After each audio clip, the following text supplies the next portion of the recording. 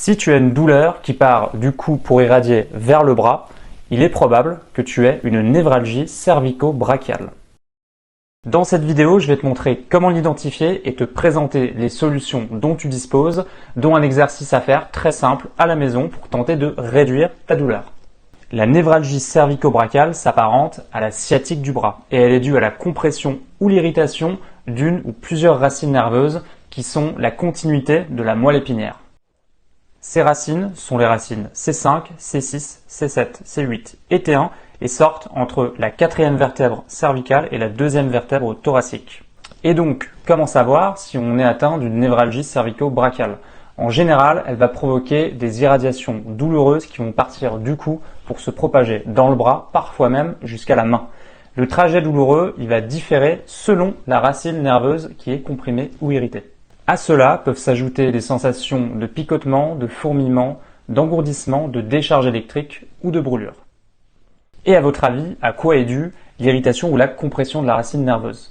Il existe beaucoup de causes différentes, dont la hernie discale, l'arthrose cervicale, la réduction du canal cervical où passe la moelle épinière, mais contrairement à ce qu'on peut croire, dans beaucoup de cas de figure, il n'existe aucune cause anatomique et ce sont des raisons beaucoup plus complexes et multifactorielles.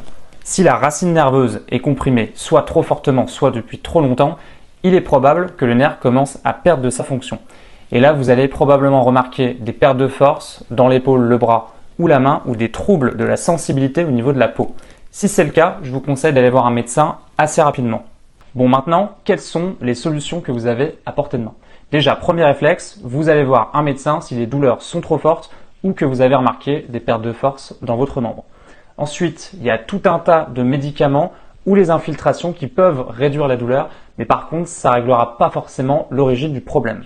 Maintenant, on ne perd pas plus de temps, je vous montre l'exercice à faire chez vous pour tenter de réduire la douleur. Let's go! Pour cet exercice, le but est de créer un étirement du plexus brachial qui est tout bonnement la réunion de tous les gros nerfs qui partent des cervicales pour aller dans le bras afin d'améliorer leur mobilité, réduire les adhérences et diminuer la perception de la douleur. Tu vas devoir poser ta main sur un mur en gardant un angle de 90 degrés au niveau de ton aisselle, puis effectuer un mouvement d'inclinaison opposé avec ton cou que tu vas devoir répéter plusieurs fois, idéalement de 30 secondes à 1 minute. Si ta névralgie cervico-brachiale est du côté droit, tu vas devoir étirer le côté droit et inversement pour la gauche.